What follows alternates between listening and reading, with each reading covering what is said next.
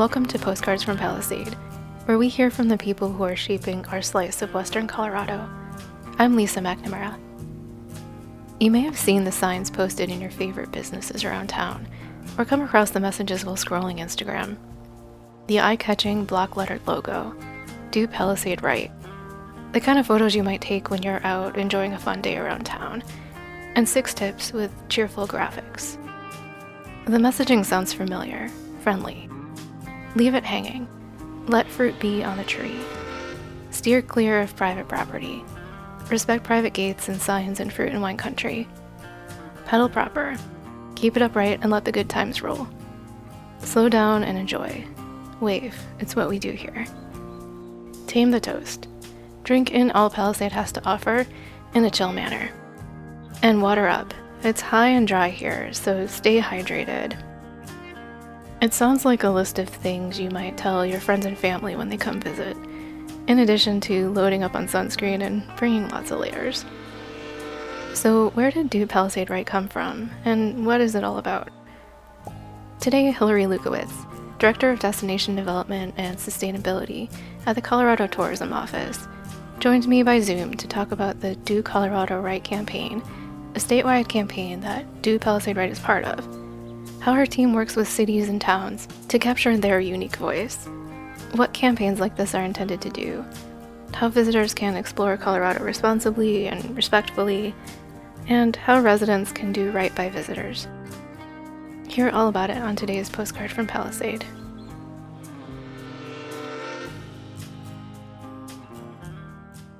My name is Hilary Lewkowitz, and I'm the Director of Destination Development and Sustainability at the Colorado Tourism Office, which is a division of the Office of Economic Development and International Trade, and we sit within the Governor's Office at the state of Colorado. And where are you based? I am based in Ridgway, so not too far from Palisade. I know that you've been involved in creating Do Fill in the Blank Town Right campaigns across the state of Colorado. So the Do Palisade Right is something that just recently, I think, was released as a podcast that's more aimed towards residents than visitors of Palisade. I'd love to understand a little bit more about it from that perspective, and just what is the overall goal of campaigns like this? Yeah, and I'll start kind of go a little bit back in history to the statewide Do Colorado Right campaign, which was started during the pandemic. We have had a long time partnership with Leave No Trace. And through Leave No Trace, the Care for Colorado Leave No Trace principles were created. And obviously those are more centered around outdoor recreation.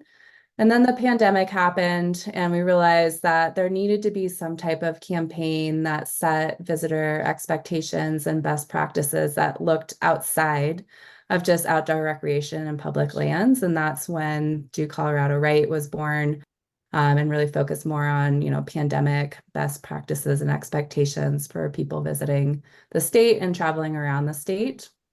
And then, one other sort of challenge that we've had around any of our statewide campaigns and even the Care for Colorado Leave No Trace principles is that every community is unique and has their own unique challenges and interactions with visitors. And so messaging that might be appropriate for Palisade, for example, wouldn't be appropriate for a community like Leadville. So that's where the sort of concept came to personalize the Do Colorado Right campaigns for communities that were interested in it, is, really understanding, what those priority impacts are within the community. What are those pain points that could be potentially mitigated through education, and then creating campaign messaging based on that. And how do you find out what are those key points? Because we have 6 key points for Palisade. And how do you get to that essence of what is really important to this community? The city of Palisade, as well as the city of Fruita, participated in 2 strategic planning programs through the Destination Development Department here at the Colorado Tourism Office. They participated in the Restart Destinations program and the Reimagine Destinations program. Those 2 programs, they were 11-month programs that included a destination assessment, a full-day workshop, and then 100 hours of consulting. That destination assessment included a stakeholder survey and a resident sentiment survey to really understand kind of like what's going on in the communities, and based on that, how can we help with strategic planning to make some changes. Okay. We typically, to develop these campaigns, community has participated in one of these programs. Our new program that's based on the Restart and Reimagine programs is called Destination Blueprint. It's basically our newer iteration of the program. Those other two programs that Palisade participated in were through a federal CARES Act grant. So that funding expired, and then we created this new program. And so a big component of it is really just that surveying piece. And so understanding from a resident perspective, what are those challenges with visitors? And also from a tourism stakeholder perspective. So our local businesses, our local organizations, our public land agency managers, making sure that they've filled out that survey and we start to understand that baseline. We also create a core team for the strategic planning process, which is usually around 6 to 10 tourism leaders in the community that also provide feedback. And then when we're diving in deeper, especially when it comes to those pain points, we'll do more in-depth interviews with public land agency managers and other stakeholders that do have that sort of like daily interface with visitors where they might be having impacts that they're seeing. Based on that, we'll then sort of look at that full list of priorities and see, where can this actually be influenced by education? Because in some cases, enforcement is more appropriate. And also, what is that priority? We know that there's maybe a longer list, but really what's those like top 5 to 7 messages that we can share to visitors that will have a positive impact? Interesting. So it's not something that's kind of taken lightly or just, yeah, it sounds like a huge effort and a lot of time was put into distilling the messages.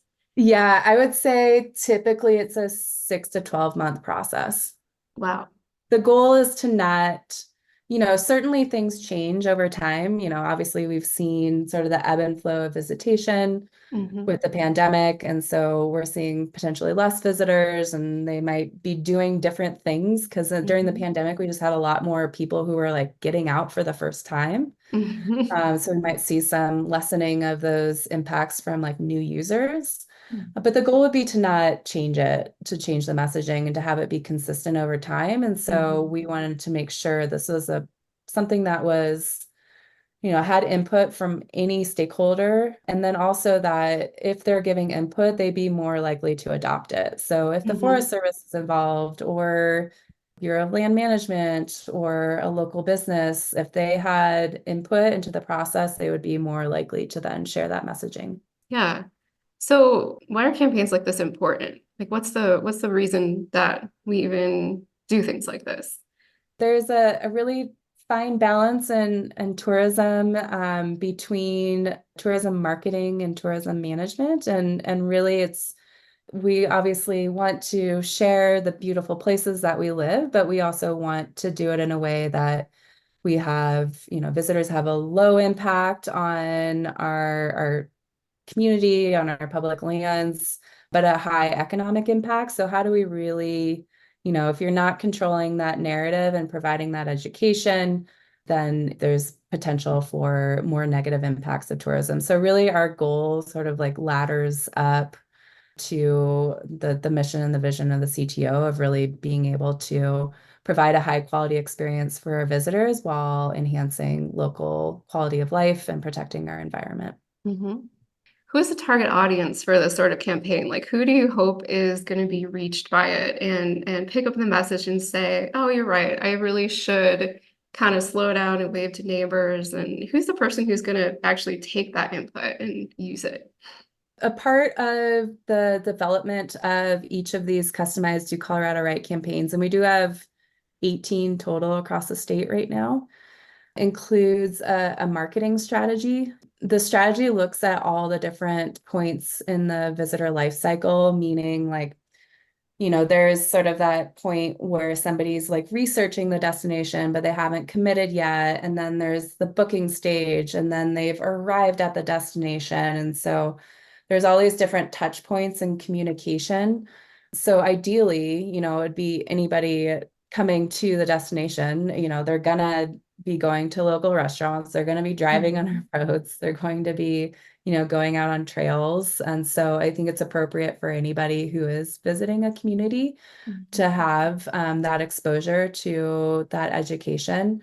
And one of the goals of the campaign would be that, like it's not just the city of Palisade that's sharing that messaging, it's also local businesses and organizations, and it's at events. And so they're getting hit from multiple touch points. I also do think that, in some cases, depending on the community, it's also appropriate for residents as well. Especially when you think about sort of our impacts on public lands. I think it's good for any new user to understand what those expectations are. Absolutely. So there's always in this tourist town, and there's always the people who feel like they don't want people coming in and quote unquote spoiling their community, or they don't want them to know about their things. I'm sure you deal with that kind of sentiment from residents of a town everywhere. So what do you say to kind of counter that for people who are saying, shh, don't say anything about my town. I don't want people to know about it. I don't want it to be overrun. I always tell folks that you want to control the narrative, you meaning the community wants to control the narrative. So people are going to find out about whatever great place there is in Colorado. There's a lot of information out on the web. There's a lot of information on social media. We are not the only ones. Our local destination marketing and management organizations, our local businesses are not the only ones talking about our communities.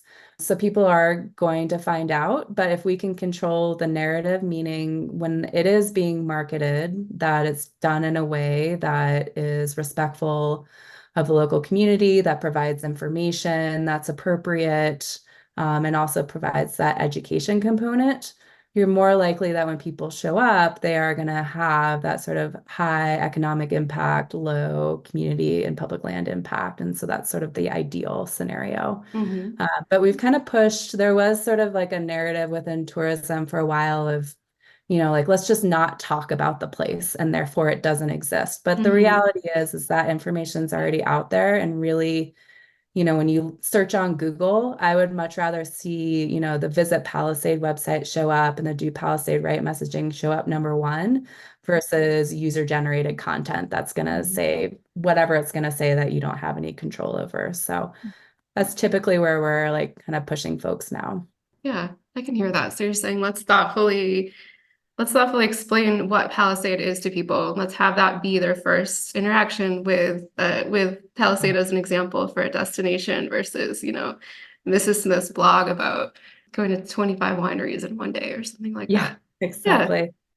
Yeah. The other piece I think is important too is that, a lot of our communities, especially rural communities across Colorado, we are reliant on the tourism economy to fuel our economy, and that trickles down across, from somebody who's a frontline worker to a guide service to even, like a landscape company. So we're all kind of impacted by the tourism economy. And when you do pull those marketing dollars away, we're starting to see tourism visitation drop, and then you start to lose that positive economic impact. So it is still important to market. I think it's marketing strategically. That's really the key.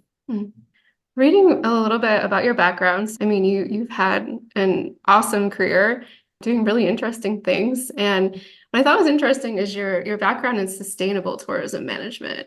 Can you talk a little bit more about what is sustainable tourism management and what drew you to that as a career? So originally, I have my bachelor's of science in environmental science, and I was in the fisheries biology and conservation field for a number of years, and noticing that I was like collecting data on endangered species, but it wasn't actually like impacting like a behavior change or a policy change. And so I shifted into outdoor education and was traveling a lot and loved traveling, as most people do, but was also seeing that there was a lot of negative impacts that could potentially come with tourism. And so I got interested in this idea of like, is there a thing called sustainable tourism? And so I literally did a Google search And there is a master's degree program at the University of Utah around sustainable tourism management. And so I applied and I ended up getting my master's degree there. And, sustainable tourism it's a fairly broad sort of concept that's really evolved over the years too. But sort of originally it was like minimizing the negative impacts on tourism and maximizing the positive benefits on tourism. And I think that is still very true. And that's across all the touch points of tourism, whether that's environmental, socioeconomic, cultural. It's all those different pieces that tourism touches in a community. Sort of like one of a more newer concept is around regenerative tourism. And so how can tourism actually have a positive impact, not just minimizing, but really like leaving a place better than they found it? So we've been doing a lot of work with different partners across the state about, how can we create programs where visitors can actually volunteer their time or provide, a financial donation to organizations that are positively impacting a community. So I think tourism can be a force for good. I really do believe that, but that's not coming without a lot of strategy and planning to make that happen. It doesn't naturally occur. Yeah, sure. What would be a specific example of a destination with a program where someone could volunteer or give back to the community? If you could share anything yet. Yeah, I can. We have two areas that we've been working in for a number of years that participated in very similar programs as Palisade. One is Visit Leadville Twin Lakes.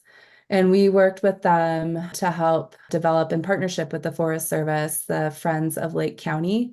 So it's a Friends of group. They have stewardship projects on public lands, from campground cleanups to trail maintenance. They do promote that through the Visit Leadville Twin Lakes website. And so a visitor could sign up for a half day stewardship project and also meet community members and be up in the mountains. And they also created a Do Leadville Twin Lakes Right campaign. And so they're growing that program to include a Trailhead Ambassador program around that campaign. Another example is the Roaring Fork Valley. They've partnered, the 5 destination marketing and management organizations there partnered with the Roaring Fork Outdoor Volunteers organization. And so they have, I believe, 5 service projects across the Roaring Fork Valley this summer. And they're similarly are promoting it across all of their websites for a way for visitors to get out in the mountains, volunteer, and give back to the community, either like a half day or a full day.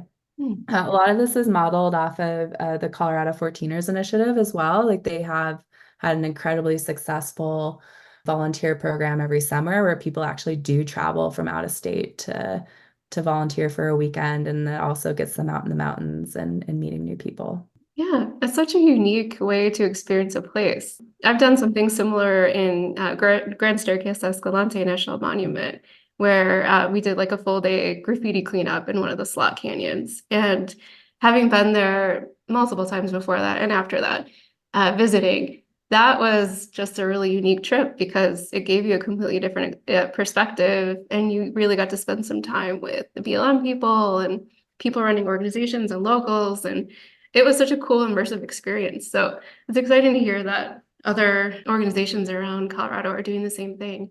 Yeah, and there's a new trend. I think Copenhagen's like the first destination that's doing it, where they have volunteer opportunities, and then if a visitor participates in the volunteer opportunities, they then receive like discounts to go on, to an attraction, to like a museum, for example. So they're incentivizing their trips, and I think we'll probably start to see that trend around Colorado as well. It feels very similar to like a few years back when we had the pledge that came out, and a lot of destinations hopped on the pledge idea.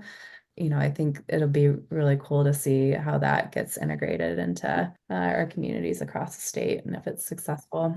Yeah, interesting.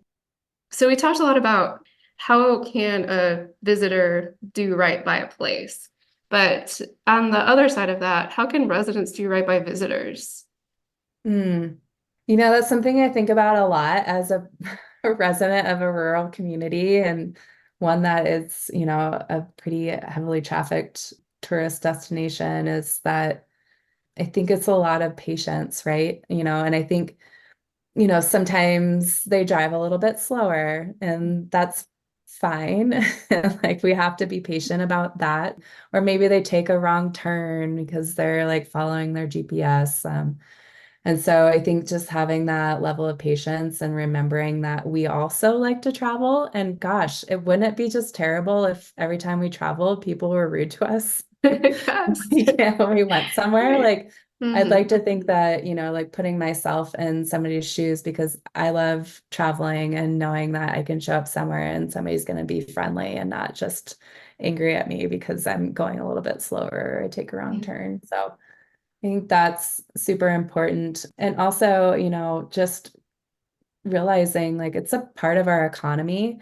And I think one of the challenges with tourism is that it's in our face, right? It's not a like manufacturing plant that's like shoved on the side of the industrial park in town. It's all around us. And so it's one that, really like we have to be cognizant of the fact that like in order to have this economy means that there's going to be some more people in town during certain months or a restaurant might be busy.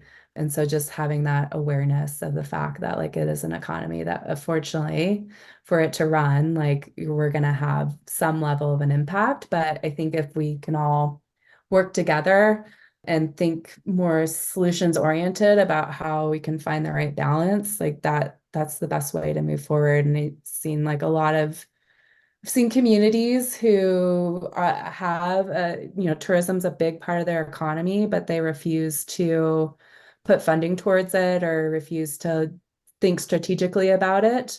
And it just runs them over. And then I've seen others that communities really come together. And I think Leadville is a fantastic example where like some amazing work's been done and some really positive benefits are coming out. Staying solution oriented, staying positive, and providing constructive feedback when it's appropriate. Yeah, that's fair. So I'll edit this out if the answer is no, but have you been to Palisade and what's your favorite thing to do here?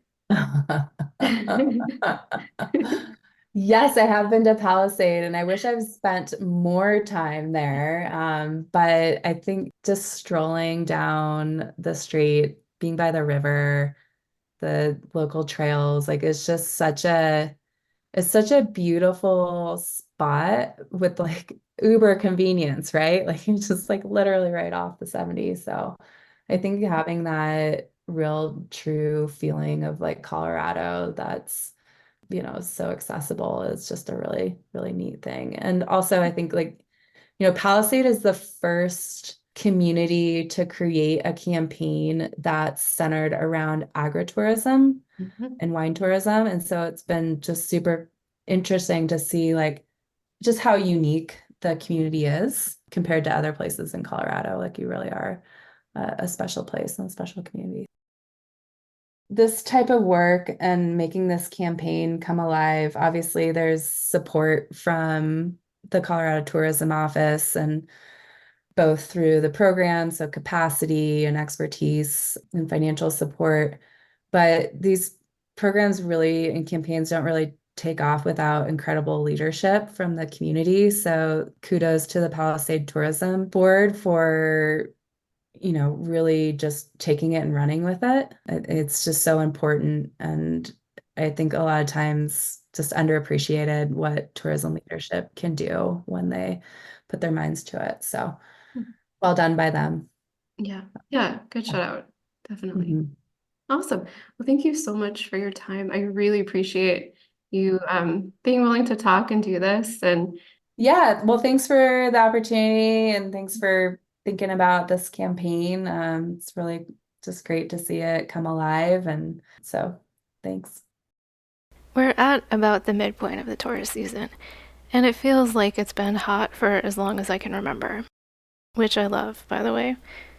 But I keep thinking about the idea of doing right by visitors. Many of us first came to Palisade as visitors, and the friendly locals were probably one of the reasons that we wanted to be a part of this place. I'll keep that in mind the next time I want to roll my eyes at some outlandish but perfectly safe tourist behavior. Who knows, that person might be my neighbor next year. The podcast theme music is Riverbend by Jeff Roper. Thanks for listening. With love from Palisade.